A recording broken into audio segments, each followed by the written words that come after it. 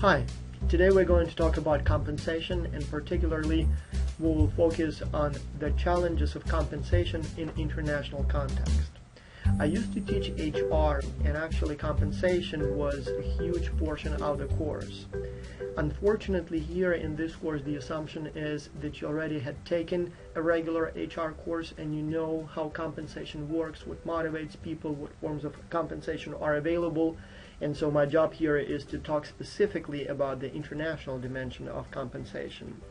But I'll still try to make some references to the basics of compensation and evaluation, and hopefully you will find this topic as exciting as I find it. Without being too dramatic, I would like to point out that this is an extremely important issue. No matter what they say, the truth is that compensation has one of the strongest and possibly the strongest effect on people's motivation at work. Do it right and people will be motivated, they will perform well, they will make a lot of money for you as a manager or company owner. Screw up the compensation aspect and people will be dissatisfied, they will sabotage your actions, your initiatives, they will leave the company. It may lead to serious problems. And obviously it's not all about the money, but in the end of the day it usually is. And studies show that when people are asked what they value in the job, they would give you all kinds of baloney about exciting job and making a difference in the world and stuff like that. But in controlled experiments, when they are given descriptions of different jobs, people pretty much always choose the one that pays best. And so there is really no way to overstress or to say enough how important that is. The problem is, and this is very important, that you may be the best expert in motivation and compensation, and you know how to design a good compensation system. But what you know and what works very well in, for example, Greensboro, may not and probably again will not work in Beijing. There are differences in how people see fairness, there are differences in traditions, in history, and so compensation systems are not easily transferable across cultural borders. The thing is also that in many cases you will see that in different locations the same jobs will not only be compensated at a different level in terms of how much money is paid, but also very differently in terms of the structure of the pay. And the biggest challenge is, and this is the fundamental law of compensation, it's not even about how much you pay to a particular employee that makes him or her happy. When people evaluate how fair or unfair their compensation is, they're not really that concerned with the absolute figures. It's not really about how many dollars they make. It's about how many dollars they make compared to the next.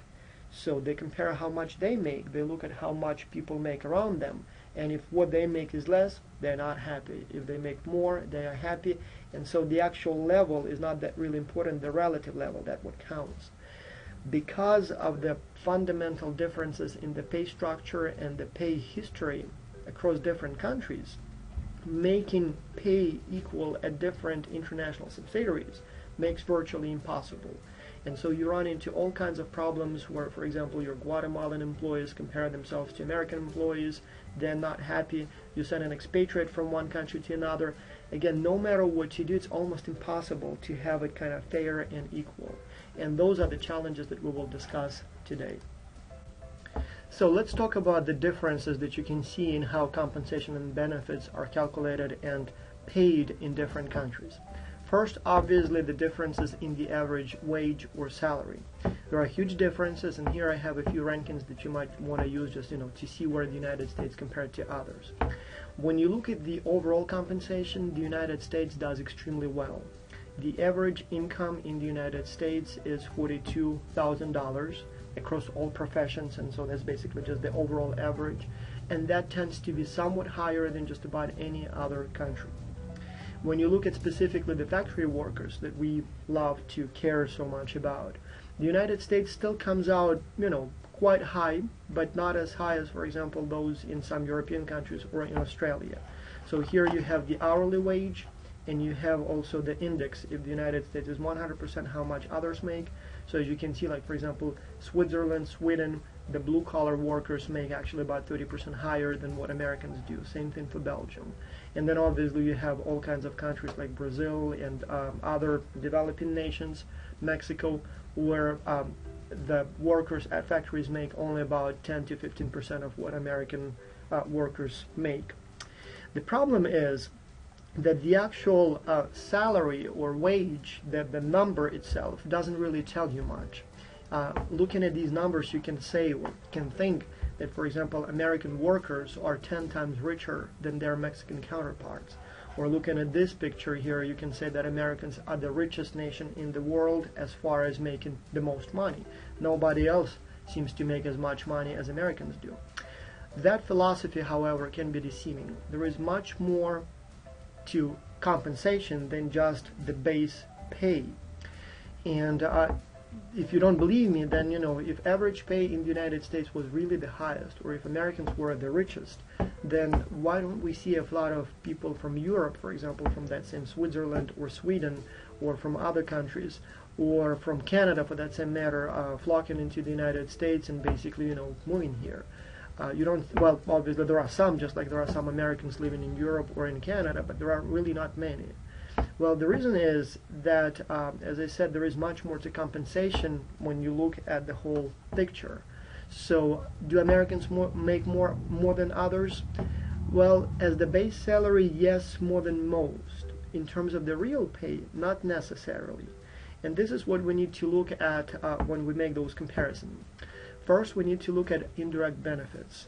So what else do you get as part of your compensation? Then at the taxes, then differences in cost of living, healthcare cost, education, transportation, hours that you have to work, regional differences. I mean, obviously, again, in the United States, you have some parts that are extremely wealthy and some parts that, don't pay well. And so all those matter when you compare different countries in terms of, how much people make there. Now, for example, let's look at the taxes.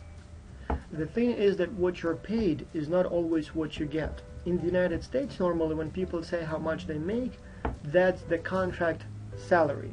So usually that's pre-tax numbers. So for example, if you make $100,000, that usually means that you don't really make $100,000. After your taxes and deductions, you may get only about, $70,000 a year or something like that. And so that has to be taken into account.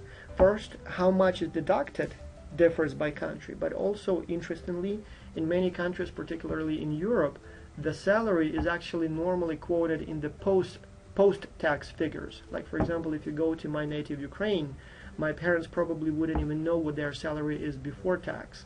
What counts is how much they get after, they get the paycheck. And that's the figure that is actually written usually in the contract. So they, the company pays taxes, not the employee, even though on your pay stub you may have some, list of deductions and stuff like that, but that's not the number that is quoted. But then assume that we are agreeing on, pre or post-tax numbers, right? Let's say we're comparing post-tax tax numbers or pre-tax numbers. The actual tax level, again, differs greatly from country to country. If you took my Management 301 course, you know that the corporate taxes are among the highest in the United States. So the only country that has higher corporate taxes is basically Japan. There may be a couple that get somewhat close, but just about every other country has less than 35% tax rate, which is the standard for the United States. It's a whole different story that because of the different tax loopholes, most larger international companies in the United States pay less taxes, and some like Google or Microsoft often end up paying literally 0 or 1 to 2% in taxes. That's a different story. The personal taxes actually tend to be somewhat lower in the United States than in other countries. The thing is here that what many people don't understand is that the United States is a federation, right? And so there are local taxes and there are federal taxes. If you look only at the federal taxes, in the United States, they're actually not that high. But if you add to that the local taxes, the state taxes, the United States still comes out somewhat favorably, but not as favorably as some other country. I mean, not as different as some socialist countries with high tax rates. So when you look at these figures here, the United States across different income levels, Americans pay somewhere between 33 to 43% in taxes. So let's say on average that's about 38 or so. That's about what I pay, I would say. Well, it is somewhat lower than what most European countries charge. And if you go to, again, some countries like Sweden or Germany, they may have taxes as high as you can see here, like 60%. I mean, literally, that's a big deal. Like, you make $100,000, you take only $40,000 home. So that's a huge deal, right? And then at the same time, when you look at some other countries, actually sometimes taxes may be much lower. Like, for example, Japan, yes, they have as high taxes on corporations as they are in the United States, but personal taxes are even lower. But then you go to Korea, for example, or Mexico, they are much, much lower. Especially in those Asian countries like Japan or especially Korea, if you're an expatriate working there, they have a special provision for expatriates, and you pay virtually no taxes. I believe somebody told me it's like 3 or 4%, just, you know, like very, very low, because you're exempt from most other taxes as an expatriate. But again, still looking at the overall picture, the Americans pay actually somewhat less in personal income taxes than their counterparts in other countries.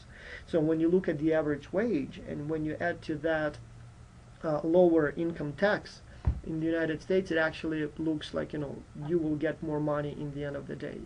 When I was, for example, shopping or was on the job market trying to find a job that eventually, you know, landed me here, I was also looking at some European countries. That's where my family is.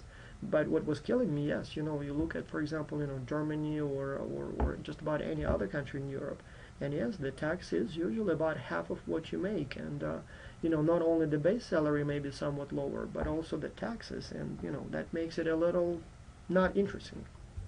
Now, what I should note, however, is that when we are comparing countries, our comparison is flawed in some respects, because we should really compare locations as opposed to countries, especially when you talk about bigger nations like the United States or Canada or China or some other, or Germany for that matter, countries with the federal type of system. For example, even though it may look like, for example, in Canada, the taxes are slightly higher than they are in the United States, the truth is that actually you may end up paying much less in Canada in taxes than you pay in the United States, depending on the location. For example, when I moved from Alberta, from Calgary, to Greensboro, North Carolina, my tax rate actually went up. The reason for that is that even though in Canada, on average, the tax rate may be about 1% higher than it is in the United States, and again, even though they're socialists, right, the difference, even on average, is small. Like, it's virtually nothing, right? Even though many people here like to portray Canada as a socialist country with huge taxes and all kinds of problems. No, taxes are about the same as they are here, but yes, they are slightly higher. But Alberta, where I lived, doesn't have the provincial income tax, whereas North Carolina does, and it's, what, about 7.5%. So for me, going from Alberta to North Carolina, I actually ended up paying substantially more in taxes, what, about 7% or 5% more, which again is not a huge deal, but I actually pay more in the capitalist America than I paid in socialist Canada. On the other hand, if you lived, for example, in Florida or in Wyoming or Alaska and moved from there to, for example, Quebec in Canada, your taxes would go dramatically up. The states that I just named, including, for example, also Texas, there may be a few others, they don't have the provincial or state income tax, right? So you only pay federal income tax. And so you go to Quebec, where the provincial tax is huge. I believe it's like extra 20% or something like that. So for you, the jump may be literally like 30% jump in taxes or 25% jump in taxes. So comparing the two countries on average doesn't make much sense, because depending on where you live, California or Texas or Florida, and in Canada, Quebec, for example, or Alberta or British Columbia, your tax level may be substantially different. In any case, it's not only about how much you make, there is much more to the story that needs to be considered. Next difference that I've seen pervasively in many countries is the pay in envelopes, and that's what they use to, to denote the payments under the table in those countries. But basically, we're talking here about the cash payments. It is true that, potentially some people in the United States may be paid in envelopes. When, for example, when you hire a neighbor's child to mow your grass, in many cases you probably pay cash and it's not accounted in, right? So it's not used in the calculations of the average pay, and so, basically doesn't exist. But those are little things, and usually doesn't happen on a large scale in the United States. It does happen, but it's like out of all the money that is paid every month in the form of compensation, I'm guessing it's 0.00 something percent that is actually paid under the table. Well, you go, for example, to some developing countries, and again, I can talk here about Ukraine, where I lived for the early years of my life. At least at that time, and to my knowledge, even more so today, much of the pay is actually cash that is not accounted for. So your base salary may be whatever it is, but nobody really cares about that, because much of your pay comes in the form of cash payment from the company in an envelope, like literally in an envelope under the table. And especially if your job is where you sell something, like when you have commission, or when you are, for example, a car dealership or a car repair shop, just about all payments go in the form of cash. Back in Ukraine, shortly before I left, I had some time running a car dealership and a repair shop. I was very young at that time, under 20, and so just basically was experimenting with stuff. I had some ties to Germany because I studied as a high school student in Germany, knew the language, started buying and selling cars between the two countries, and then eventually opened a repair shop so I could offer some warranty. And not 99, like pretty much 100% of my payments I received were in cash from the customers, clients. And then obviously I just had that cash in my pocket, so pretty much all the pay that I was making to my employees was also cash. And so we would still, put some of it through the system so that, the IRS, or Ukrainian equivalent of the IRS, so it looks like we actually do have some money, some revenue. But the vast majority of that money was just cash, and that's how it works at many companies. In fact, there is a whole system working around it. So the customers pay cash, then the company pays cash to suppliers, pays cash to their employees in the form of compensation. And so this is one of the reasons why when you look at, for example, GDP per capita, or when you look at average pay level in, for example, Ukraine or Mexico versus the United States, it may look like Americans are 10 times more richer. But you go to those countries and it doesn't look like they're much poorer. I mean, like, for example, again, don't know much about Mexico, but going to Ukraine, most families have cars, and maybe not as classy as some of the cars you can see in the United States, but decent cars. Most of them have houses. Most of them go on vacation every year. Most of them, have, well, pretty much all of them have cell phones. So I can't really say what Americans have that they don't. Maybe, as I said, houses are not as big, or maybe cars are not as big, but it's definitely not 1-to-10 ratio as the official average salary would suggest. And so that has to be taken into account. Not only when you're comparing how much people make in different countries, but even more so when you're trying to decide how much you have to pay to your employees at foreign subsidiaries. So again, just the official figures may not, if you decide to pay only what the official figures are, that may not keep your employees happy and satisfied, and you have to take that into the account. Interestingly, in Ukraine, for example, so in the early years of your career, or for the most years of your career, people tend to make much less officially than they really make, right? So they would be making whatever they make, but only part of it is paid officially. The rest comes in the form of cash.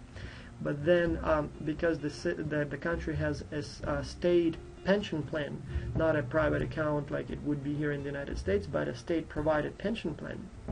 And the level of your pension is calculated as the average, I believe 70% of the average pay of your last 5 years of employment.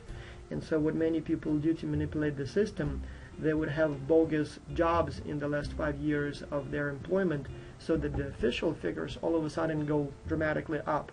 And so I'm not going to name names, but people that I know very well, my very, very close friends and relatives, literally before they retire, they would have a few fake jobs, where they kind of are employed, but they don't really do anything at that job. And so the owner of the company would kind of pay them, but their money would go in the owner's pocket. And so usually you don't get any of that money. The owner kind of launders some of that money into his pocket or her pocket. Sometimes you would even pay extra for that, so you don't not only not get paid, but you would even pay on top of that to have that kind of fake job. But by doing so, you inflate your official income in the last 5 years of your employment. And then when you retire, all of a sudden you can show a huge level of income to the IRS or whoever manages the pension fund. and all of a sudden your 70% of your official income may be quite a lot of money. And so lots of opportunities for playing the system. Not nice, not good, but the reality is such that this is what people do.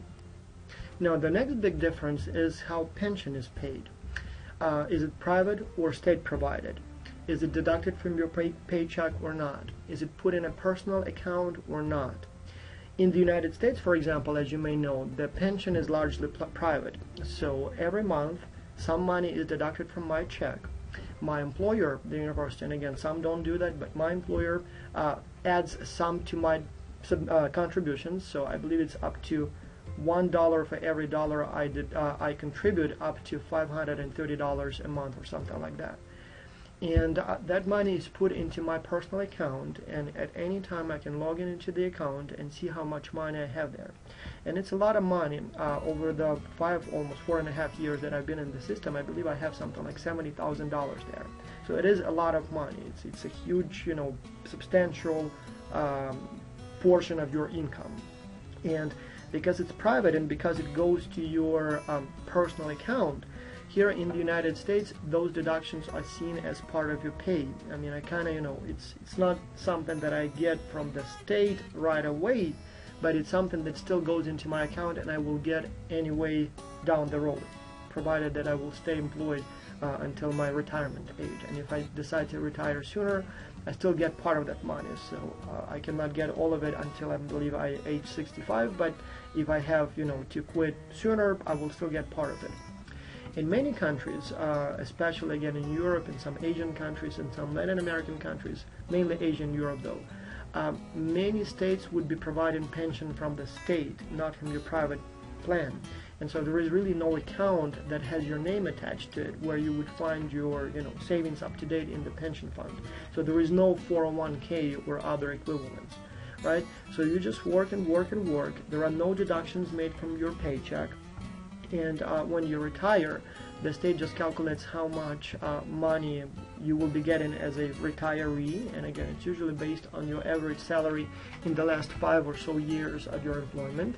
And that's what the state will pay you.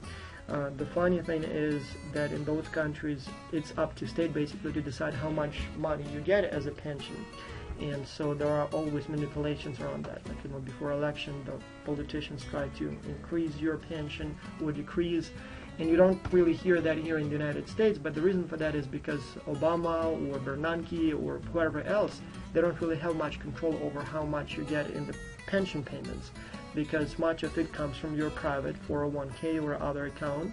And it depends on how much you had contributed to the account, as opposed to how much they decide in Washington how much you get. Now there is obviously Social Security, and so that payment is set by the state, but in the United States that's a small portion of your total retirement fund, right? Whereas in some countries, that Social Security, that's the only source of retirement, so there are no other, there may exist some private pension funds, but they are so rare and so, in many cases, not trusted, as well as, like, people don't even know that they exist, let me put it this way. Like in Ukraine, I suppose some banks offer that option, but nobody believes in it, nobody uses it unless forced to, right? And so the point here is that even though your base pre-tax salary in the United States may be high, part of the money will go into your pension fund, which is kind of, it will go and you still kind of keep it, provided that you stay employed long enough.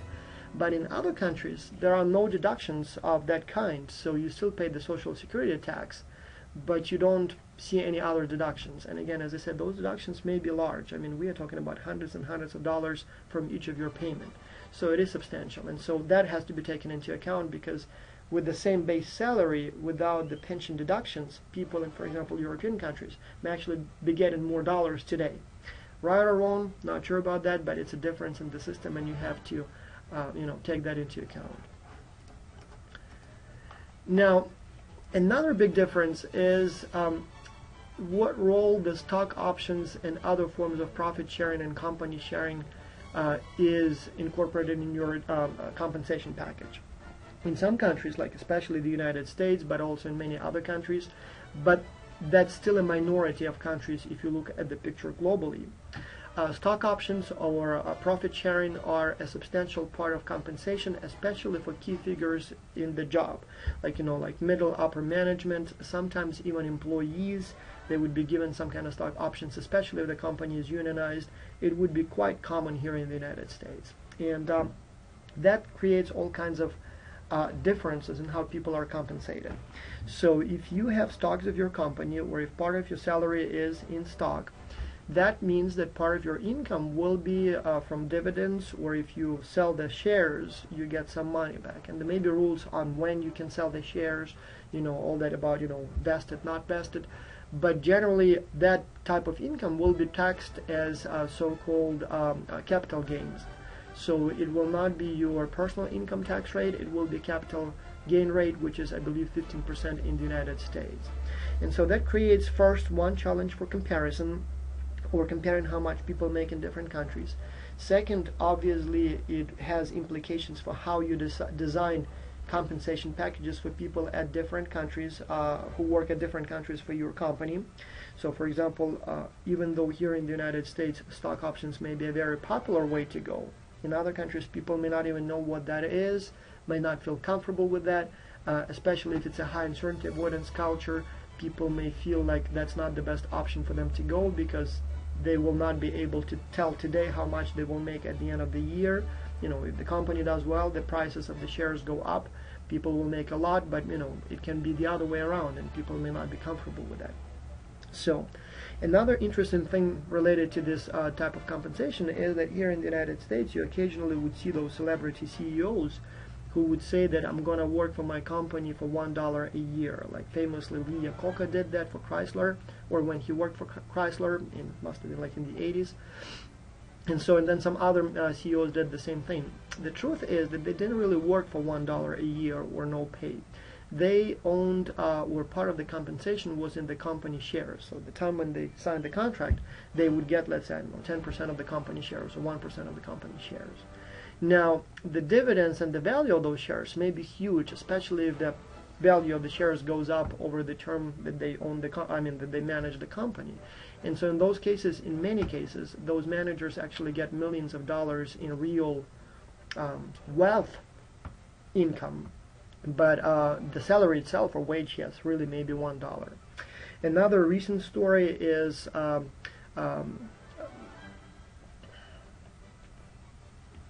oh, come on, Mitt Romney, sorry, had a block. Remember, there was a whole discussion about how much he paid in taxes, right? And the thing here is that it's not really that he cheated or didn't pay enough in taxes. In the United States, as I said, the capital gains are taxed at 15%, as opposed to, and there are clever accounting schemes to even further lower that income. Whereas the personal income, especially at the level when you make a lot of money, the rate may be about 30%, right? Or 28, I believe, is the highest. Federal, then obviously, plus the provincial or state tax, which may add another 7 to 10% to that. And so what many people, especially those who are partners in companies, especially those who are in higher positions, what they may prefer to do is to actually, yes, get paid in the form of shares, company shares. And it's not necessarily because, they need that motivation to keep the company share prices high, or it's not necessarily because they like companies so much that they prefer to have shares of the company. No. In many cases, because that form of compensation allows them to pay less in taxes. Perfectly legitimate, no problem with that. I kind of like the system. But again, it would be different at different countries. On top of that, even if there are stock options as an option, the different jurisdictions, different countries may have different laws about when you pay taxes on capital gains. Would it be at the time when you get your shares, like you sign a contract and you get a certain number of shares? Would that be perceived as income at that time, and you would pay tax depending on what the shares are worth at that time? Would it be at the time when you sell the company shares? Would it be at the time when you get the dividends? Would it be every year, depending on how much the price changed? So different jurisdictions may have different laws. And again, obviously that creates challenges for when you want to design a compensation package for your employees at different subsidiaries, and even more so when one of your expatriates moves from one country to another. then obviously again some of these arrangements that he has at the headquarters may not be transferable to that other country. Now, another one is pay inequality, and we talked about the cost of living differences, right? Obviously, someone making $50,000 in New York City may be considered fairly poor just because it's so expensive to live there. So if you make only $50,000 in New York City, you don't really have any money left in your pocket at the end of the day. Whereas if you make $50,000 in, for example, Greensboro, or Ashboro, then it's actually a lot of money. You can have a very comfortable living here. But it's not only about the cost of living differences. What also matters in terms of how much you can actually afford with your salary is the difference in the salary level or income level. We're talking here about income equality or inequality. In some countries, like for example Japan or Northern Europe, the difference in income is not really that different or big from lower entry job or lower level jobs to higher level jobs.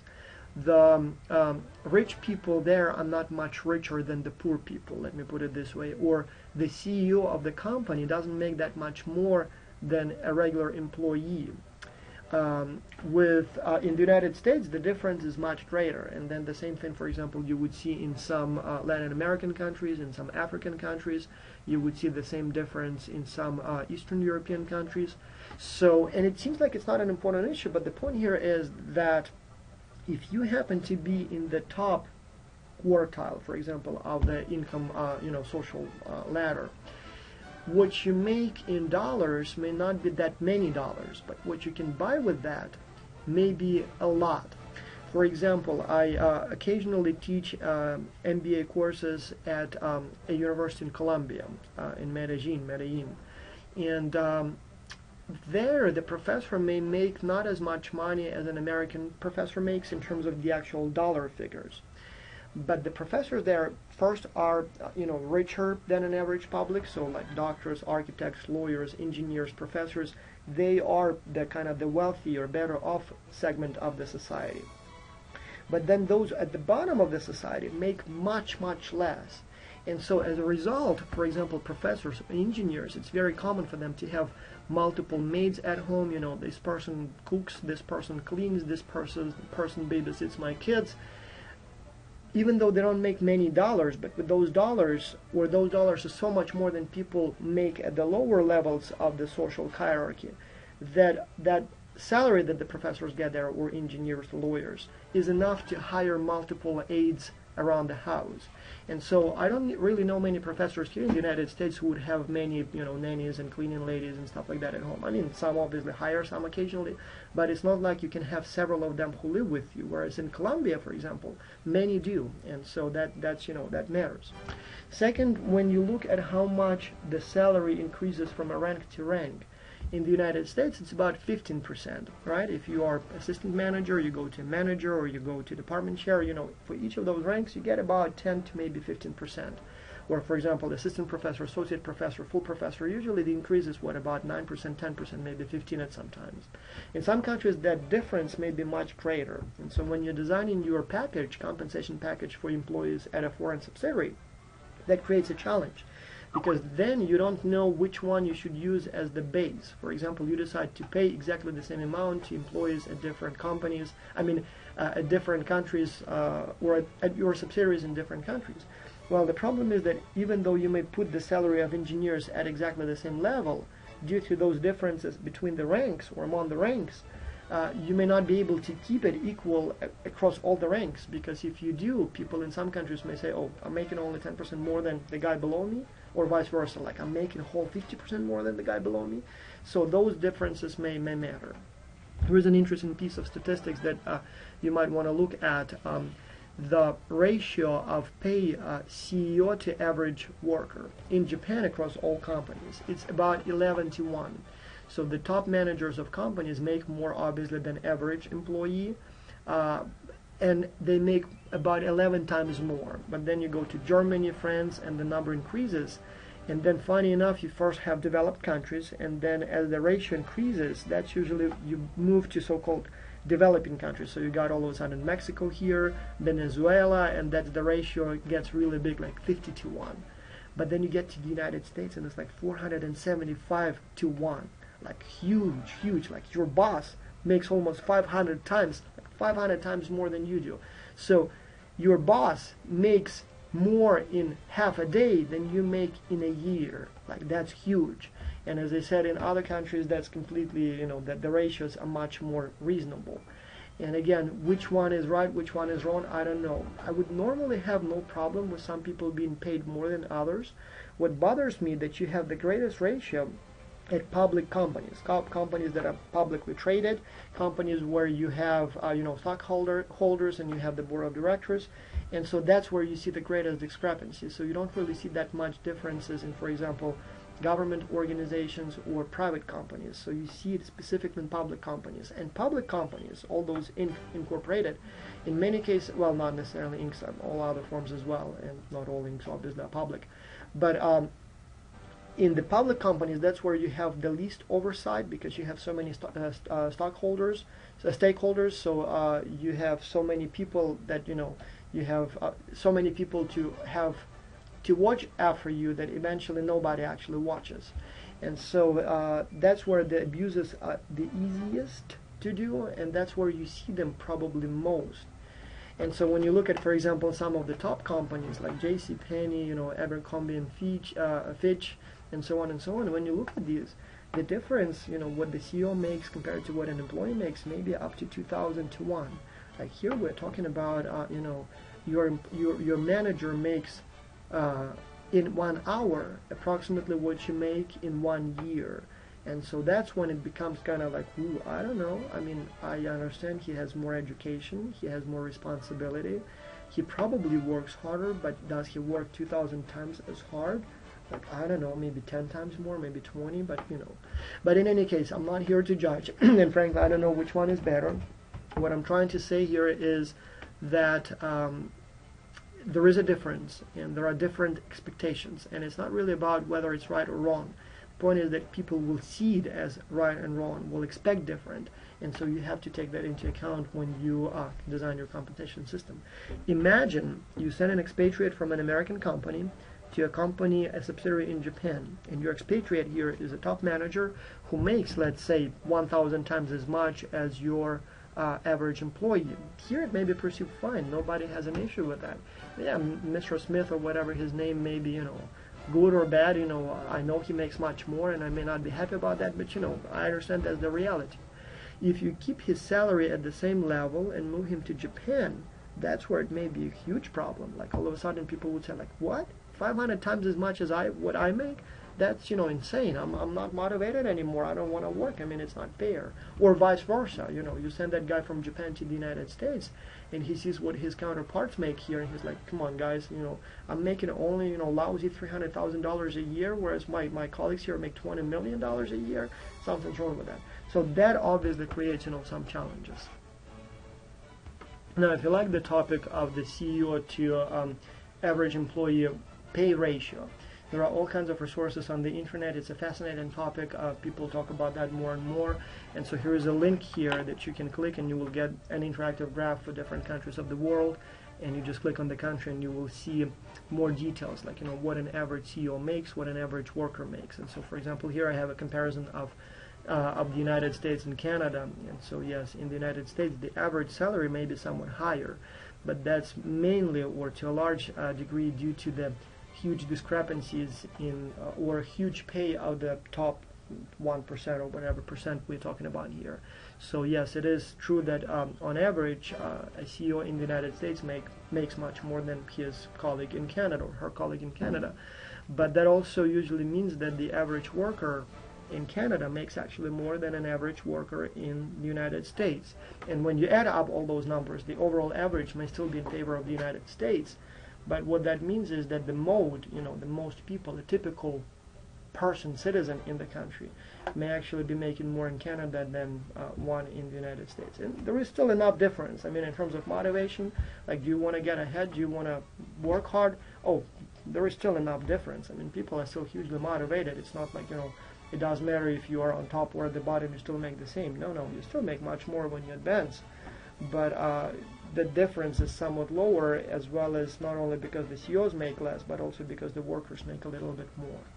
Again, not sure which one is better, but if you want to play and look at the numbers, here is the link.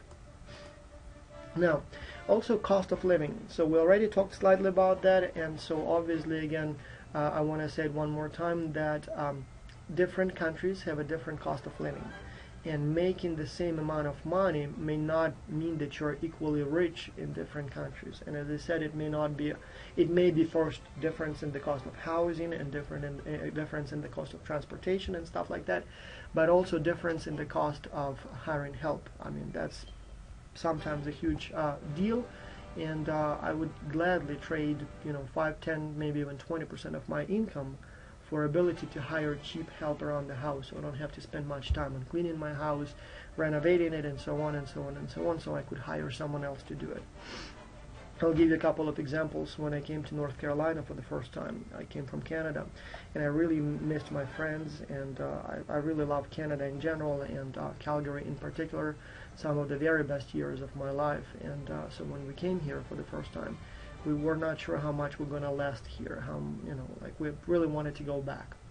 But then we've been back to Canada a few times, and last time we were in Canada, just out of fun of it, we also looked at, like price of housing and stuff like that. And one thing that is a huge deterrent factor in terms of, living in Canada or in Calgary is the huge cost of living.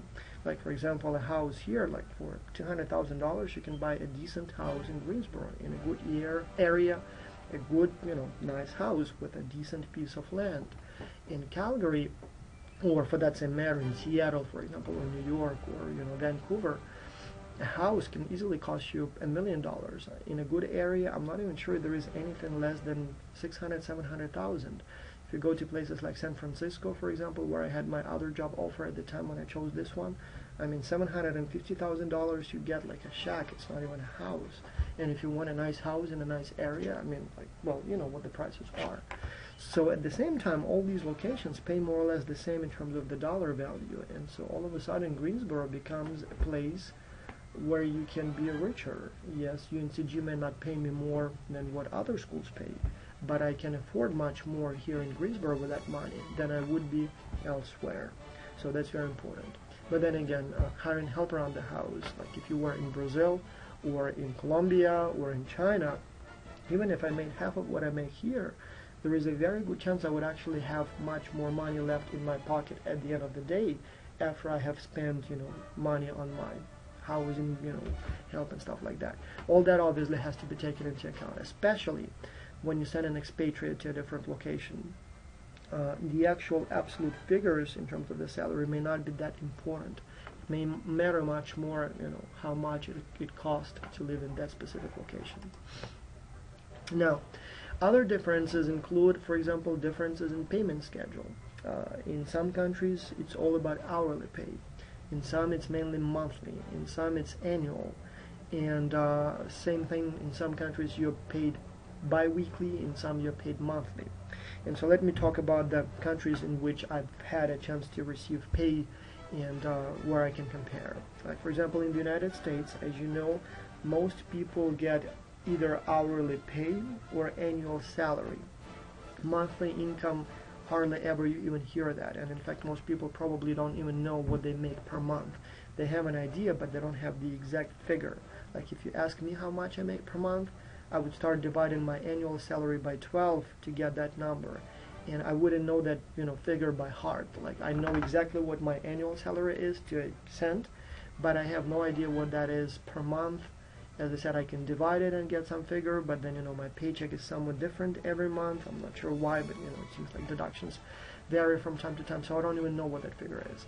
You go to Europe, for example, just about any country, or Latin America, or even Asia, some countries, and usually the salary would be monthly. Like the contract will state your monthly income or salary, not your annual salary. And there are some people who work on an hourly basis, but again, usually the pay is per month, and so that makes those comparisons a little bit harder.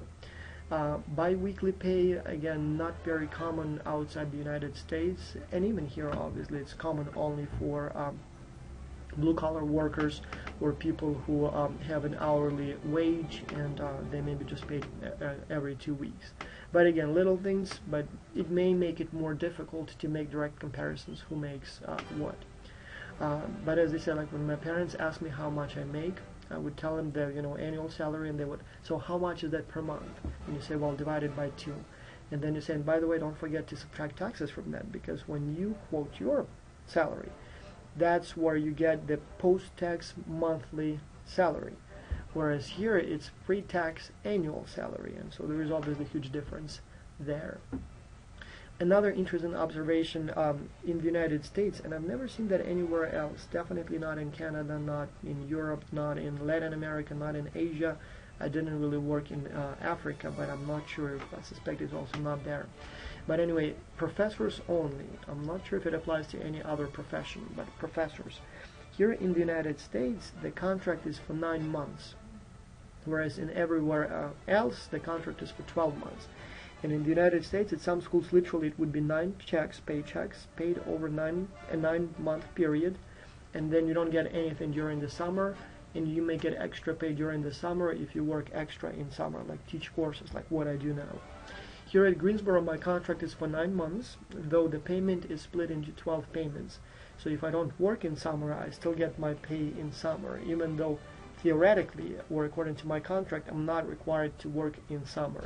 And if I do, I'm paid extra. And again, that extra at some countries, it's, at some universities, it's 2/9 of your pay. At some, it may be a specific fixed amount per course. Like for example, here when I teach this course, I'm paid a fixed amount per course, and it's not like 2/9 of my regular salary. It's just fixed amount per course.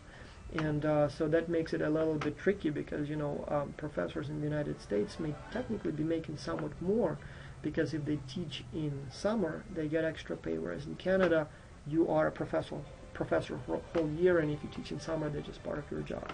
Again, the differences seem to be more from a university to university than from the country to country, but still, it's kind of an interesting thing that many people don't realize until they actually get a job in the United States, or vice versa, go from the United States elsewhere, when they see that difference. Bonuses. Again, a big difference, especially in terms of the performance-based bonuses. In the United States, many jobs have bonuses, usually performance-based, especially if it's a form of commission or some other type of bonus that is tied to your sales or production figures. It's usual. Some people, like waiters, for example, it seems like most of what they get is tips, which is a form of bonus, right? In some cases, it would be really just a legally allowed minimum wage, and everything else is a bonus. It's very uncommon to see bonuses in other countries, at least not to a large degree as it is in the United States, though it's becoming much more acceptable now in Asia and Eastern Europe. But they have their own, sometimes funny-looking bonuses. Like, for example, in many countries, there would be what they call a 13th salary, and so usually you would get paid one more time per year, like your contract is your monthly pay, whatever it is, but in December you get one extra paycheck, and usually it's exactly what your regular paycheck is, but it can be less if the company doesn't do well, or it can be more if the company does very well. Sometimes it may be tied to your particular performance, like for example, they would have surplus of cash and they would divide it among the employees, but divide based on, for example, how many hours everybody worked or how much money everybody makes. And so you may make a higher bonus or get a higher bonus than your next employee. And again, in many cases, the 13th salary is tied to the company performance, not your individual performance that much. But again, in the United States, many companies offer Christmas bonus, and again, it's usually not quite one extra month paid, but again, there may be some little difference there. Also, not a bonus, but the payment schedule I didn't mention. In many countries, when you go on vacation, your pay for that month, and again, in many, especially European countries, your vacation is literally 1 month, so you normally would get that money up front. So like, for example, your regular salary is paid on the last day of the month, but your vacation salary is paid on the first day of the month or first day of the vacation. So that makes it kind of nice, because you go on vacation and you all of a sudden have that money kind of paid up front, so you can spend it while you are away. Not sure if it's a good idea, but that's what they do. And in the United States, usually that's not how it works. Okay. Now, confidential or disclosed. There is a difference in how pay level is treated in terms of disclosing that information to coworkers. So Americans almost religiously believe in confidentiality of the pay. Nobody should know how much I make, not even my coworkers, and maybe even not even my boss, if there is a boss above him, right? So in other countries it may be different. It's becoming kind of more and more confidential, but if you go to former Eastern European countries, not former, current Eastern European countries, but if you go, back in time, but even today, like for example, if you go to maybe Latin America, some Asian countries, it's very common for workers to talk about their salary. And so when you meet someone, it's very common that one of the first questions they ask you is how much you make. For example, in Ukraine, even today, when I go there for a visit, people would ask how much you make. Now, there has been a lot of fuss in the last, 15, 20 years that how impolite it is to ask how much people make. And so now people, all of a sudden, they want to be culturally sensitive or ethical. And so that question is becoming a taboo. But a few years ago, it was still very common. And, you literally meet someone for the first time and they would ask, so, you live in the United States, so how much do they pay you? And you would say, like, well, enough. No, but how much per month? And so that's an issue. Now, the implication it has for your international compensation system design is that for your foreign subsidiaries, especially those in Asia, maybe in Eastern Europe, maybe in Africa, you must operate under the assumption that people will know how much others make. And that's very important, because as I told you, again, it's not the time to talk about the basics of compensation and motivation, but this one law I want to repeat one more time. It's not about how much people make, it's how much they make compared to others. And so here in the United States, you may get away with pay discrepancies. People just don't know how much others make. Like, frankly, I have no idea how much my colleagues make. I suppose probably about the same as I do, depending on the rank, but there may be differences, and actually there are differences, because, pay level changes from year to year, and so those hired this year may be making more or less than, what I make, because at the time when I was hired, the pay level was different. And if I found that somebody else makes more, that may make me unhappy, or vice versa. But my management doesn't care about that, because chances are I will not find that out. It's not the information that we are allowed to, or it's not the information we discuss. But if you want to pull the same trick, and as I said, in one of those countries, guaranteed few days, people will know exactly how much everyone makes, and they will even know how much you as a manager make, because they will ask the accountant, and them being from that culture, they will disclose that information unless there is specific memo about that, and even then I wouldn't be too sure. And so it's not about the pros and cons of each approach. Obviously, the advantages and the disadvantages are obvious, and kind of funny that Americans believe in transparency, but when it comes to pay, they actually believe in secrecy. But it doesn't matter in this case. So you may believe in transparency or secrecy. The point here is that depending on the culture, depending on the country, different approaches may work differently, and so you have to take that into account. Now, another very interesting issue is the overtime. How do you pay people for overtime is usually regulated by law, and usually it's like, for example, in the United States, 1.5 times per hour every hour after 8 hours a day, or sometimes it's based on the week, but there are regulations. But it's not always easy to define overtime, especially with the growth and prevalence of smartphones. White-collar workers more and more use smartphones even in after hours. So when you are a salary worker, in many cases you're pretty much expected to be available 24/7. How often do you see people, maybe your parents, maybe you in your job, how often do you use your work phone for work after work?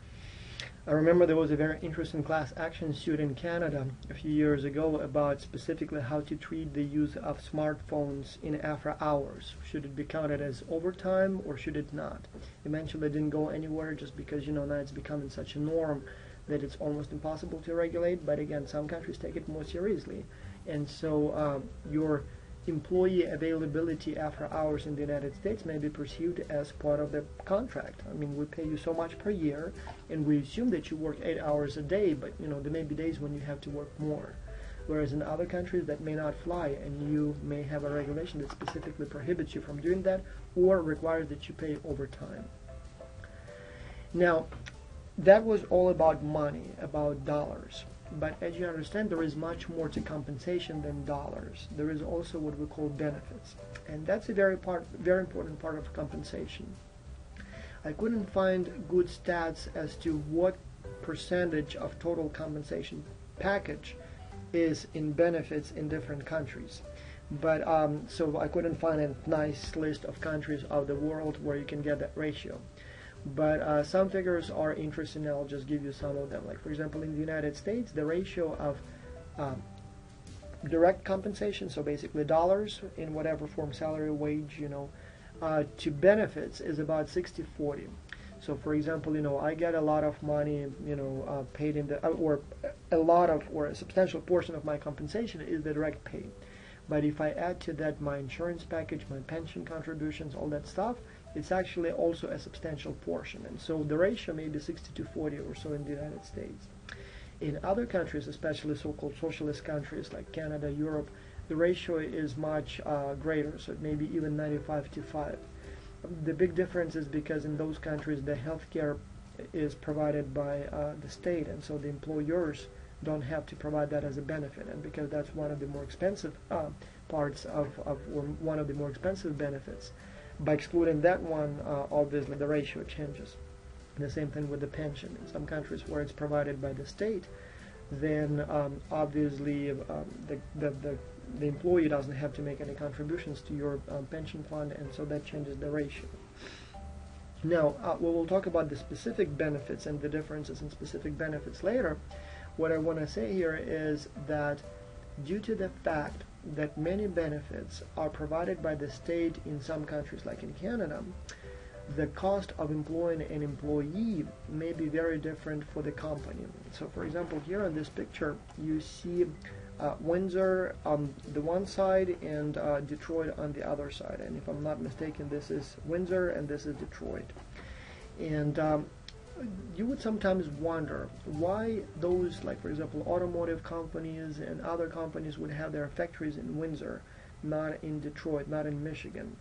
It sounds not very patriotic, and you don't seem to get any advantages by moving to Canada in terms of the geography.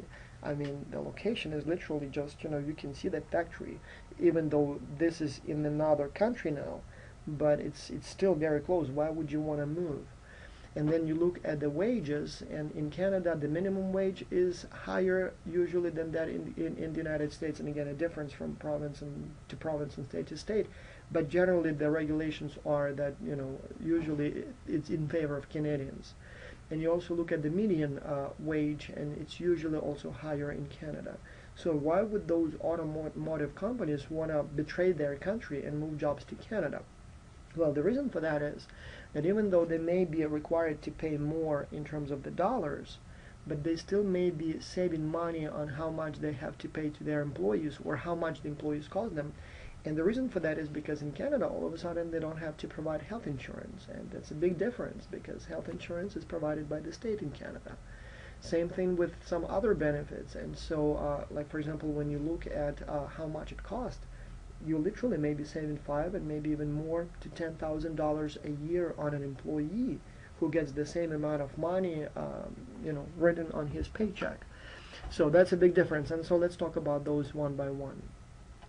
First, before we get into the details, note that some of the differences in the benefits are not only because companies may, have different preferences or traditions, but also because the legal requirements may be different. So some benefits may be required by law in some countries and not in others, and so that obviously makes it different for companies, as to how they compensate their employees. The state-mandated benefits are surprisingly few in the United States. It would be, break, maybe sick leave, maybe a few holidays, some vacation time, and really not much, maternity leave. One big difference may happen soon when Obamacare fully takes hold of the situation. According to the new law, companies that have more than 50 employees will have to provide medical insurance to their employees, and so that may be a requirement now. No employer is required to provide medical insurance. Many do, but they're not required to, and so obviously it's a huge saving for the company, because, as I said, that amount may be in hundreds, if not thousands of dollars per month. So it's a huge amount. It's definitely thousands of dollars per year. What most companies in the United States still provide, even though they're not required to, is health insurance. There would be some flexible spending accounts, and I hope you know what those are. If you don't, look it up on the internet. It's an interesting thing. I participate in those. Sometimes there would be transportation to work, like a shuttle, especially shuttle service, especially if the factory, for example, is outside the city. Then a shuttle may gather employees at some central locations in the city and drive them to work. For white-collar workers, there may be cell phones, there may be relocation benefits, like if you move from a different country. For example, when I came here, I had $5,000 for my relocation expenses that covered my air tickets, hotel for the first few weeks, that kind of stuff. Company may offer gym, there may be employee discounts, especially if you work in retail, those kinds of things. It's really not that hugely different from country to country, other than health insurance, pension plans, that kind of stuff. So let's talk about them one by one. Healthcare, a big deal. The United States is one of a few countries where healthcare is privatized. It's usually private insurance companies that you go to get your health insurance. And it's not only private, but it's also the most expensive healthcare system in the world. When you look at how much it costs not only to employee, but for example countrywide per capita, the United States is actually extremely expensive. So it's about 2 times as expensive per capita than, for example, in Canada. So Americans spend about twice as much, actually more than twice, per year on healthcare than Canadians do. Interestingly, that doesn't make Americans healthier. If you look at how much Americans live, epidemics rates, child mortality, those kinds of things, compared to other developed countries, America is actually not doing so well. Obviously, it's doing better than developing countries, but if you compare health of Americans to that of Canadians, Japanese, and so on, America loses on every single basically indicator of healthcare performance. So Americans not only pay twice to 10 times as much as people in other developed countries, but they actually live less, get sick more, that kind of stuff. Also should be noted that in America those figures are very different by economic and racial groups, because healthcare is private and not everyone can afford one. Then there is, that leads to a huge discrepancy. So without getting into all the details, generally rich Americans live actually very long and seem to do very well than, for example, poor Americans. And unfortunately that divide is often follows the racial lines. So like, for example, white Americans tend to live longer and be healthier than African American Americans, and so not sure if what to make out of it, so how to treat this information. You make it for yourself. But yes, if you take white Americans, then actually they live as long and as healthy as, for example, Canadians or Germans or Japanese. But when you look at, for example, African Americans, unfortunately the picture is much worse. And then if you take the overall average, then unfortunately again America falls behind in the effectiveness of the healthcare system, behind other developed nations, even though again Americans pay much more for that. But that was the kind of social aspect. Now let's talk about the specific companies and or about specific companies and specific people. The cost of healthcare insurance is huge. Most better employers would provide healthcare insurance for free to their employees and would subsidize it partly or even fully for the family members. Like if you have, for example, a unionized company, like for example Delta Airlines, I have a friend working there, so they provide full coverage for family as well. The UNCG provides full coverage for the employees, and cover, I believe it's about 50% for the families. So, but it's a huge amount of money. Like for example, the other half that I pay for my family is about $435 a month. So that's when you add it up, it's like $6,000 a year that I pay on my own. Now my employer, UNCG, pays all of mine plus half of my family, so they must be paying about $12,000 a year, right? And so altogether, that's like we're talking about $20,000 a year in health insurance. That again, part comes out of my pocket, and then part comes out of my employer's pocket. So if we didn't have to pay that, like for example, if we were in Canada, for example, then it would be $20,000 more that I would get. And so that's a huge difference. And yes, as I said, Canadian taxes tend to be somewhat higher, about 1% higher, but $20,000, that's much more than 1% of my salary. So I would be happy to pay an extra percent or two in taxes and not to have to pay for my health care than the other way around. On top of that, it's not even how much is paid for the insurance itself, it's also how much you pay then when you have to see a doctor. So here the deductibles, when you see a specialist, a family physician, it may be anywhere between $35 to $50 depending on your plan. But then you see a specialist, it may be another $70 as it is in my case. So just to see a doctor, you usually end up spending $100, and then if you have to buy some prescription meds, maybe another who knows how much. And when you add that up over the course of the year, that's a few more $1,000s. For example, I put, I believe it was $800 in my flexible spending account, healthcare flexible spending account this year. I already spent all of that, and none of us really got sick. I mean, we just had a couple of some dental work done, some visits to the doctors with the kids, and that money is now gone. So by the end of the year, it's probably going to be closer to $2,000, and again, that's in cost to me.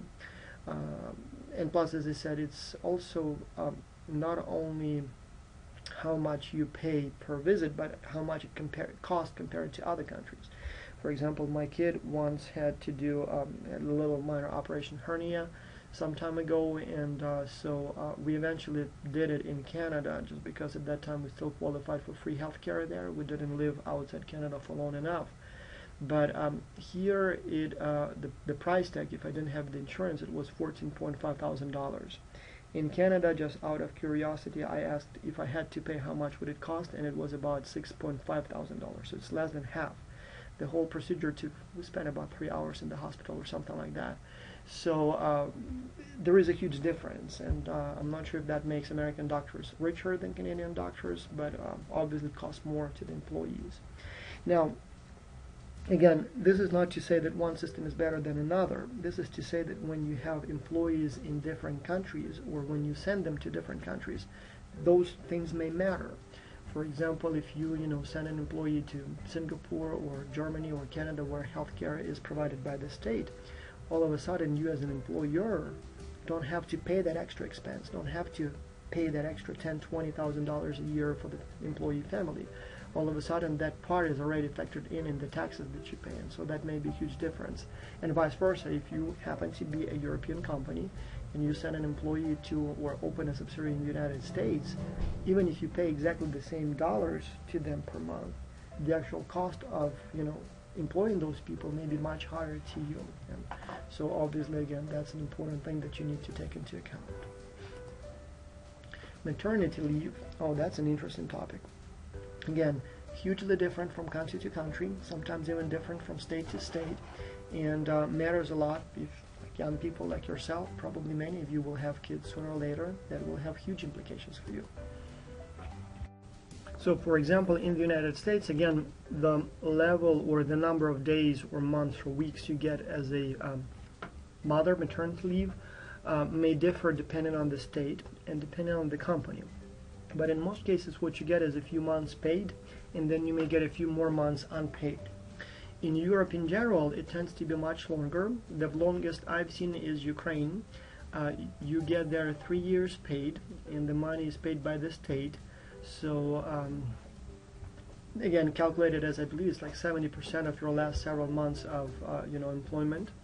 But then you get additional 2 years unpaid, and so it's also inconvenient for the employer because they are required to keep your job and are required to take you back when you come back after 5 years. Now 5 years, that's huge. I mean, my sister took 5 years off when her daughter was born, and he almost never went back to work full time, at least not, in the conventional sense. It just, you spend so much time. Many people start businesses at that time. Many people do all kinds of things, and they are just, drop out from the labor force for too long. Again, I'm not sure which system is better. Like a few weeks seems a little cool to me, or even a few months, as you would, see here in North America. But then a few years seems a little too much to me. But the point here is that you have to take that into account when you offer jobs overseas. So obviously, if you're in a country where you are required to hold a position for someone for years, you have to plan accordingly, right? Vacation, again, huge difference from country to country. In the United States, it's usually 16 days per year. And again, the difference may be depending on the company. Sometimes companies offer more, sometimes it may depend on your tenure, how much time you've spent with the company. But on average, it's about 2 weeks per year. Only Japan is more cruel and offers only 15 days a year. If you go to the European countries, that's usually like 1 month, and sometimes even more than 1 month. And again, what's right and what's wrong, I don't know, not really sure. But the differences matter, and again, you have to plan on the number of employees accordingly. So if it's only, let's say, 20 days, obviously you can get away with a fewer employees overall. But if you have to offer 30 plus days a year, then obviously you have to increase your staff by additional 5 to 10%. It's an important thing. Here are some figures again on how many days off people get per year, or how much they pay. I mean, how many days they work and how many holidays they have. And so you will see that there are substantial differences. In Australia, for example, there are no mandated vacation days whatsoever, right? And so that matters. In the United States, it's usually 10 required, and again, it may be different from state to state. So there are additional 10 holidays, like Independence Day, New Year Day, those kinds of things. Again, going back to the countries that I'm familiar with, and including Ukraine, that's the most interesting example, is the former Soviet Union country. I'm not sure what's the official number of holidays, but the real number of holidays they have is huge. Now they still have the Soviet holidays, plus on top of that they have the new holidays, like all those new Independence Days and stuff like that. And on top of that, they still sometimes celebrate the the new Western holidays. So for example, in December, all the way through basically end of January, like the whole country is basically off. Starting around your Christmas and all the way up until about January the 20th, like literally nothing is happening in the country. When I had my dealership, I would just basically close down for that 1 month. The reason is that because, even though not every single day is an official holiday, but the few days that you get in between don't really count. So you have first what they call Polish Christmas, basically, the standard Christmas, then you have New Year Day, and in most of those cases you get like 3 days off, and then you have the Ukrainian Christmas, which is January the 7th, and again you get 3 days off. Then you have what they call the Old New Year, which is 2 weeks later, so it's January 14th. Then you have, I don't even know how to translate it to English, John Baptist Day, I guess, something like that. And so that's January the 19th, and again you get 3 days, and so plus you add weekends to that. And so you see that even though you may have some working days in between, but in most cases you don't expect people to work hard in a day or two that they have between two major holidays, right? Same thing, for example, with May.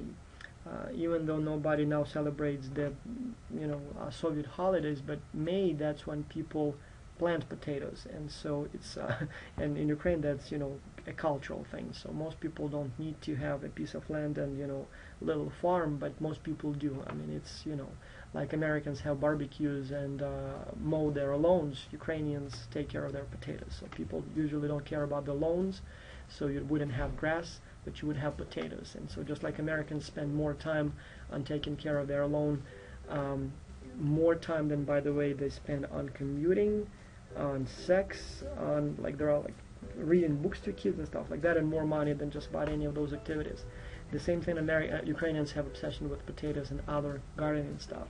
And so May, that's when they plant it, and October, that's when they dig it.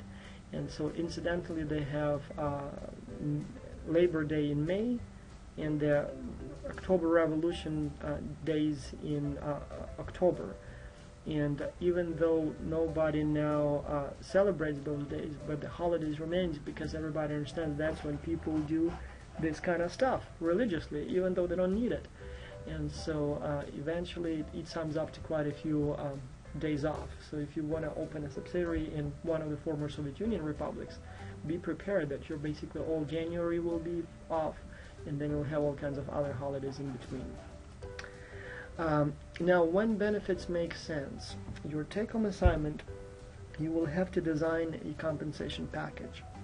And what many people forget is they are prompt to jump and offer all kinds of benefits. Oh, I'll offer health insurance to my employees, I'll offer company car, whatever else you're going to offer. Don't forget, and this is extremely important, and again, I'm not going to talk too much about that because this course is not about the basics of compensation, it's about international compensation. But this one I want to emphasize. You must remember that benefits have cost, and by default it shouldn't be you offer benefits. By default it should be you offer cash, like for example health insurance, like for example company car, on-site daycare, all those kinds of things. Theoretically it costs something to the company to provide, and you could always take that cash and offer extra pay to the employees, and usually it works much better than the benefits, though sometimes it's more economically feasible to offer benefits as opposed to cash. And I actually wrote a paper once that specifically talked about that, when benefits make sense. If you want to read the whole paper, look it up on the internet, just my name and when benefits make sense. But here I was trying to calculate when benefits actually do make sense, when what company offers to the employee, it has more value to the employee than the price or cost of that benefit to the company. Like for example, when you offer health insurance, it makes sense to offer it to the employee because the company can get group rates. And so if you offered the exact equivalent of cash that it cost the company to offer that health insurance, the employee would not be able to use that cash to buy the same plan because the employee would get the individual plan, which is more expensive. So since the group rate is better, then it makes sense to provide that benefit through the company because it saves money to the employee. So deduct or reduce the total pay by that amount. So let's say it's $500 a month. So $500 a month your employee loses or not gets in form of cash, but an equivalent plan bought individually would have cost $700. So the employee kind of gets $200 as a result. And so there are all kinds of other things where providing benefits makes sense, like for example on-site convenience, like gym or food or laundry.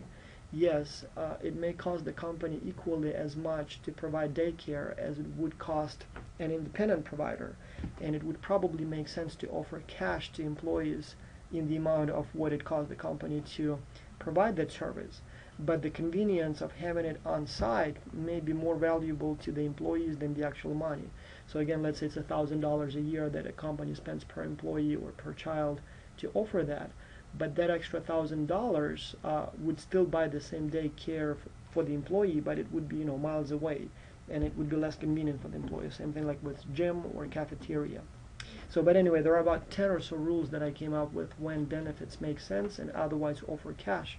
And if you want to read that, read that. But again, these rules apply almost universally in different countries, other than there are different regulations as to what you can do and cannot do. And so that's where you have to take that into account. For example, in some countries, benefits would be non-taxable. Like for example, if you want to offer housing to your employees, like rent an apartment, you would rent that from the using money, company's money, and that money will be deducted from the company profits. So you basically use the money before profit.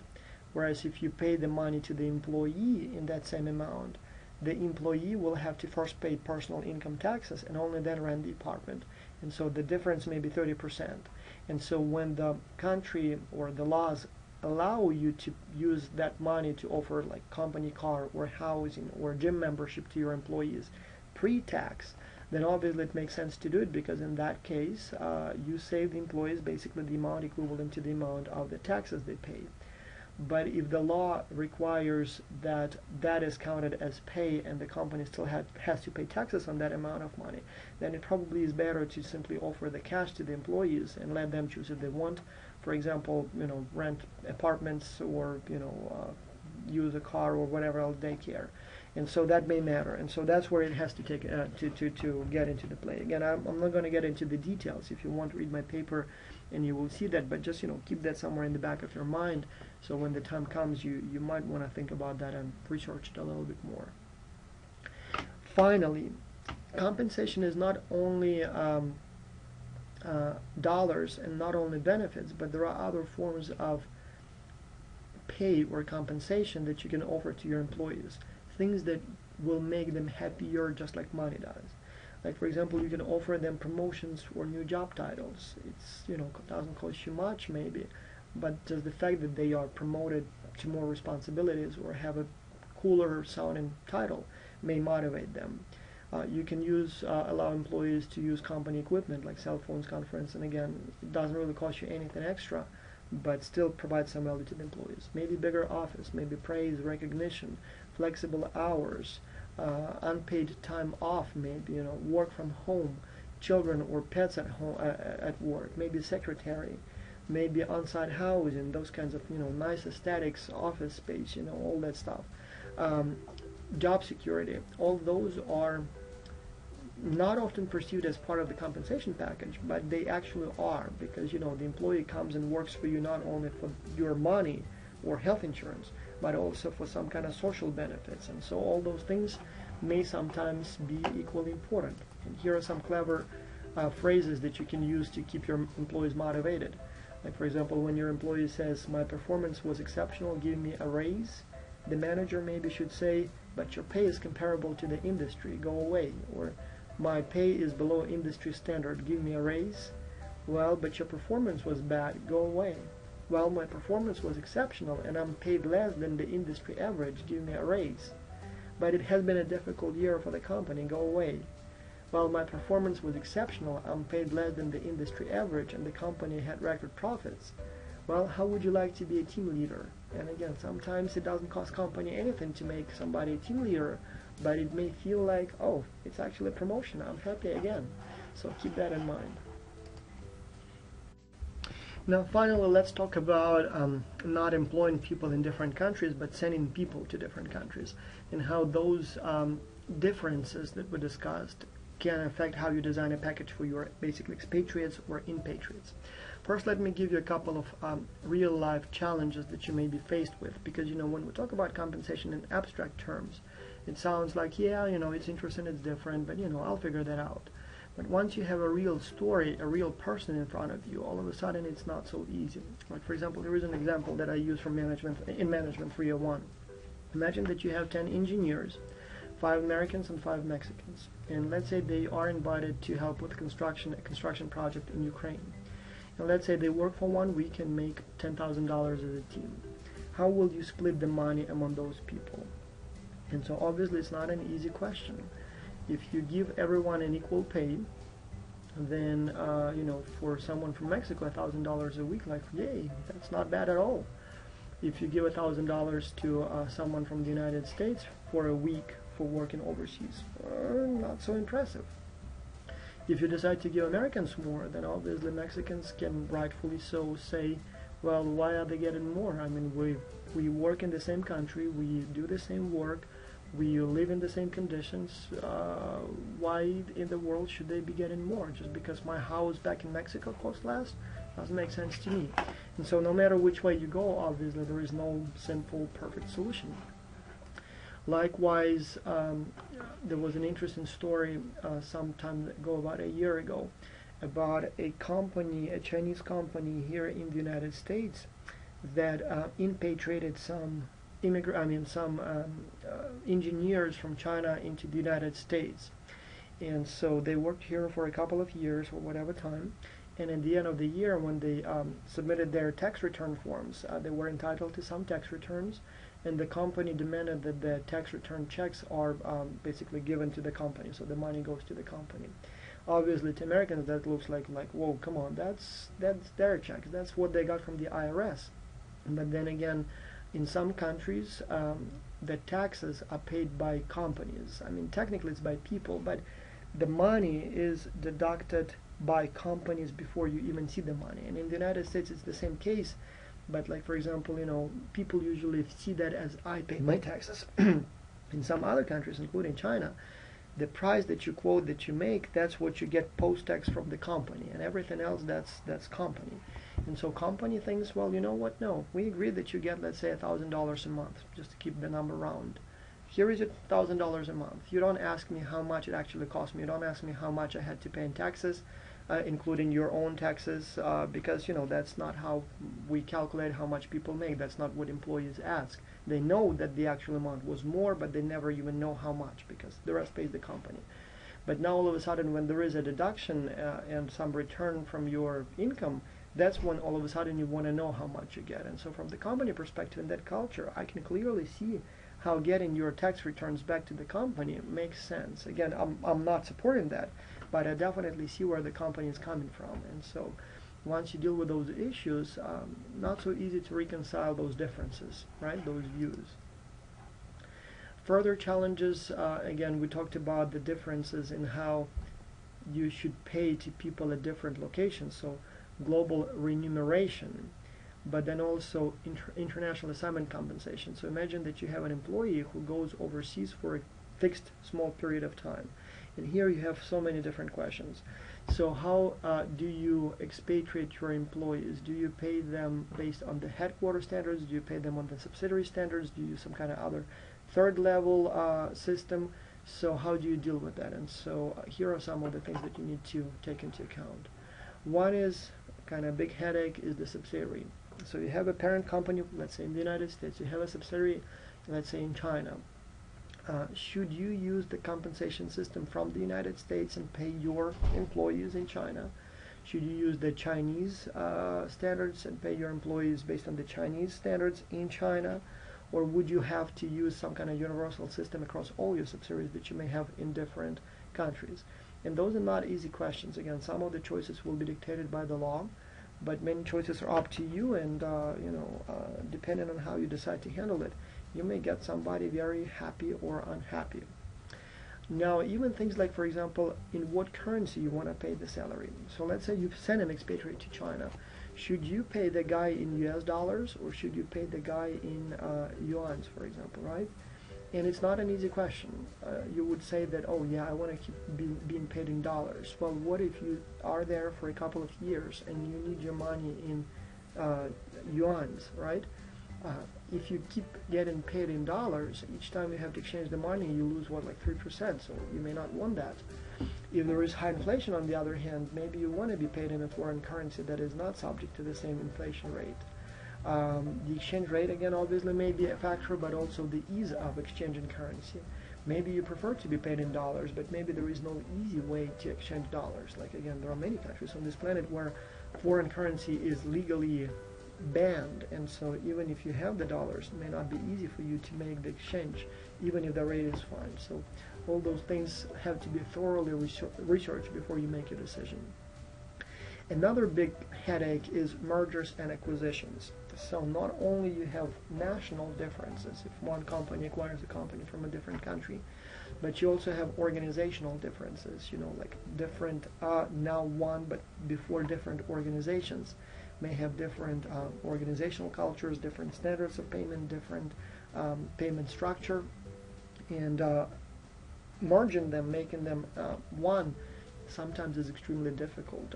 So it's a very interesting topic. People have made careers researching mergers and acquisitions in international context. Huge challenge. Almost, interestingly, not almost never, but way too often the mergers and acquisitions don't work just because of those differences, and you can't merge them. You all of a sudden discover that employees at the company that you acquired or merged with have a whole different compensation system, and if you change it to theirs, your employees will be not happy. If you not change it, then they will not be happy, or whatever else. But very, and can have an effect not only on how much you pay people, but also, let's say you merge, and because now your company is bigger, you can do things efficiently and you don't need all the employees. There may be all kinds of rules that prescribe certain severance packages that you have to pay, and so getting rid of those people may be extremely expensive. I believe I told before, I want to repeat a story of a colleague of mine, Alan Polnick. He's a professor of business at the University of Calgary and later moved to Saskatchewan, but his brother is a banker in Paris, and so his brother's bank was acquired by a bank from another country, and as a result they decided that they don't need all the employees anymore. Well, in France, layoffs due to mergers and acquisitions are treated very much in favor of the employees. So in that particular case, his brother got 1 full year's pay as a severance package, and even though he was able to find a job a week later or 2 weeks later, he still kept the money. And so when you buy a company overseas or merge with a company overseas, be very careful as what you can do with the current employees, because some changes, especially layoffs, may be extremely costly. Another huge challenge is change in country, and that's mainly from your own perspective. Here are some of the compensation-related issues. Obviously, you leave your friends back home. Obviously, you lose your social ties. You have to live in a whole new culture. All that stuff we know. What many people don't realize right away, that there are many money-related challenges. Like, for example, can you take your pension fund with you? Like, for example, as I said, here in the United States, I have, I don't know, about $70,000 or $80,000 in my pension fund now. If I were to take a job, let's say in China or in Colombia, can I take that money with me? Because I cannot really withdraw the money from the account without the penalties until I'm 65 here in the United States. So can I continue contributing to that fund? Can I basically take the money with me? Can I just leave it here and come back when I'm 65? So those are very different and very important questions, and the way they're handled or answered may differ, depending on where you go from and come to, right? Same thing with the insurance.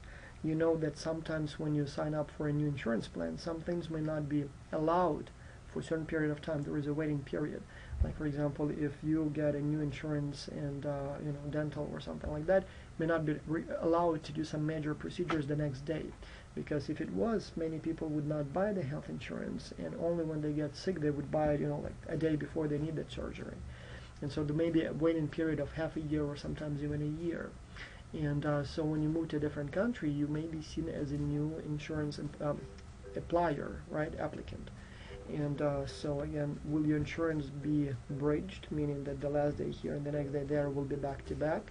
Or the law requires that you all of a sudden have a new waiting period? And for young people like yourself, it's not an issue. But once you're older and have some conditions, that may be a matter of literally life and death. Stock options and dividends, again, taxable, not taxable, allowed, not allowed, taxable at the time when you get the stocks, the shares, at the time you sell them, at the time of the dividends, especially if you're a higher level employee, and expatriates tend to be a higher level employee. That may be a huge portion of your pay, and so it's very important to think about those things. Again, I'm not going to get into all the details. We have accountants for that. It's a huge field, but just to give you some idea as to how complex that may get, I gave you these examples. Now, so what does it cost to hire an expatriate or send an expatriate to a different country? Well, here you have all kinds of stuff. Obviously, the salary, and let's assume that the salary stays more or less the same. The problem is that you have to provide incentives for that person to go overseas, and so usually you add about 15 to 20% for the fact that the person will be away from her family and home. Maintaining the standard of living, again, depending on where you send the employee, the cost of living may be huge. Like compared to Greensboro, just about any place will be more expensive.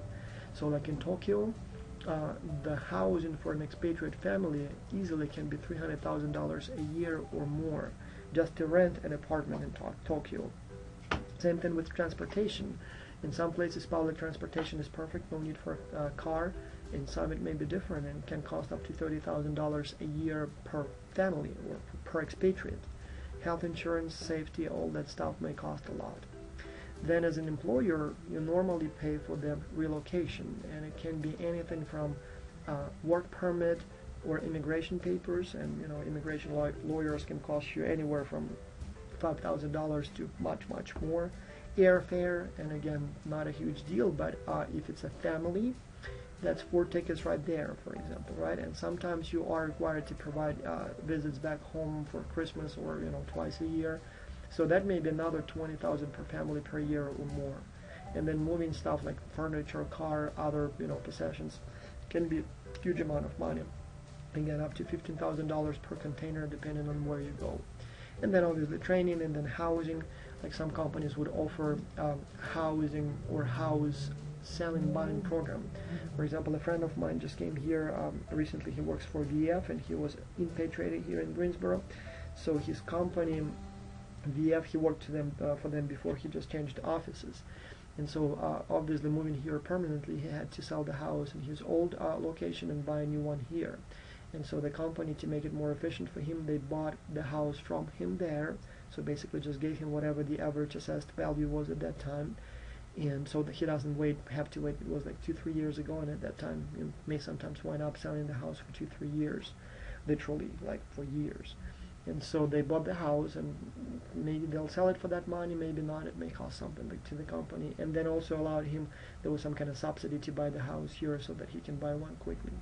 And then again, family issues like school for kids and job for spouses. It may cost them dollars per year, like tuition, or the company may have to come up with a position for the spouse, and sometimes it may be an issue. And then obviously re-entry cost.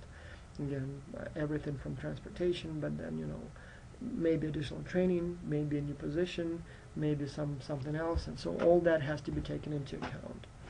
And here I have a list of cities that are most and least expensive. So as you can see, some places like Tokyo, Osaka, Sydney, very expensive. But then you go like Tehran, Panama City, so those tend to be major cities that are fairly inexpensive. And if you send an employee there, obviously it becomes your problem. And yes, going back to just to reiterate that law. Okay, if you can't make or pay me more, can you please pay less to Peterson? And so that's how people usually, what makes them happy with their salary. It's not about how much they make, it's how much they make compared to others. Finally, a few more words on perceptions of fairness. Sometimes it's not only about how much I make compared to others, but also in more general terms, our cultural values may determine what we see as fair, as just, and not just. When we talk about distributive justice, basically, who gets what. Different cultures may favor different rules. Like, for example, in some cultures, the preference is for the equity. So the more you work, the more you get, right? Sounds very fair to you. But there are some cultures, especially collectivist cultures like Asia, for example, where it's more about equality. So everyone gets the same, at least everyone on the team gets the same. There was a very interesting article that I once read about, it was from like 20 years ago, but still probably true to some extent today, about an American company doing some business in China, and they had a few engineers on the team that did a very good job, and so 1 or 2 of them got as a bonus leather jackets, and at that time it was a big deal. It's probably an equivalent of like a small car here today in the United States, a big bonus. And so they thought it would motivate other engineers to work harder. But what that led to was dissatisfaction and tension in the team, and once the company realized that that's where in that culture equality rule is favored, they ended up just the only way to extinguish the conflict was to buy everyone a leather jacket on that team. Seems so simple, so straightforward from the perspective of this culture, but was seen as completely wrong from the perspective of that culture. Seniority, again, in some cultures, especially in the high power distance cultures, the pay or the level of rewards as well as punishments is determined largely by seniority. You may have 2 people working equally hard, but the one who's been with the company longer or has a higher position may be getting more just because of his seniority. And again, may sound completely unfair to you, but many people see that as fair. Interestingly, in the United States, that's what many companies have been fighting for a long time. Like, go to a unionized company like GM or just about any teaching position, and people who've been with the company longer or who have a master's degree, for example, they would be getting more money because that's what the collective bargaining agreement says. That's what the workers wanted. And so you would be standing on the same assembly line, doing exactly the same operation at exactly the same pace, but the guy next to you may be making $3 more per hour just because he's been with the company longer or more senior. Or you may be teaching the same classes, have the same student evaluations, but because your next colleague has a master's degree, the person may be getting more money. So again, go figure. Need-based, again, especially with the distribution of punishments. We committed the same crime, but you go to prison because I have 2 kids. I need more to be out. Or vice versa, we work equally hard, but I get paid more because, my family circumstances are such that I need money more. It may sound completely wrong to you, but very acceptable in some cultures, especially when you have like tribal, smaller communities. So need-based is very, very important. Same thing, procedural justice. How do you decide who gets what? So how do you reach an agreement? How do you make a decision? In some cultures, it's all about cooperation. So we talk it over and we decide together. And again, like egalitarian cultures, like for example, Northern Europe, that's what they seem to prefer.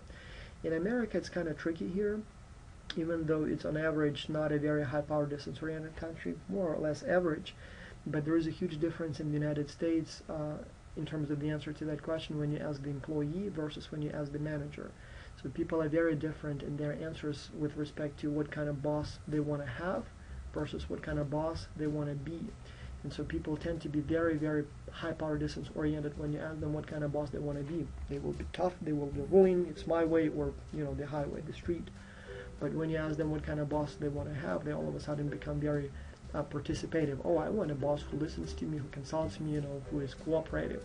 And so that is some differences. But again, obviously there are some high power distance cultures, like for example Asian cultures, and there the directive rule works much better. So the boss tells us and we just follow. So we don't talk it over. The boss may ask for our opinion, but it's ultimately his decision, and we just listen to that and not ask. Finally, mediation. Like my lawyer will talk to your lawyer. I mean, that's the American way, and people sometimes laugh at that. But that's the law. I mean, not the law, the tradition here. Americans are a very litigious society, so there are more lawyers per capita in the United States than in any other country. It's like 20 times as many as, for example, in Japan. And it's very common when there is a conflict, you call for a third party, a mediator, a judge or arbitrator or mediator or lawyers who will represent you and mitigate that conflict.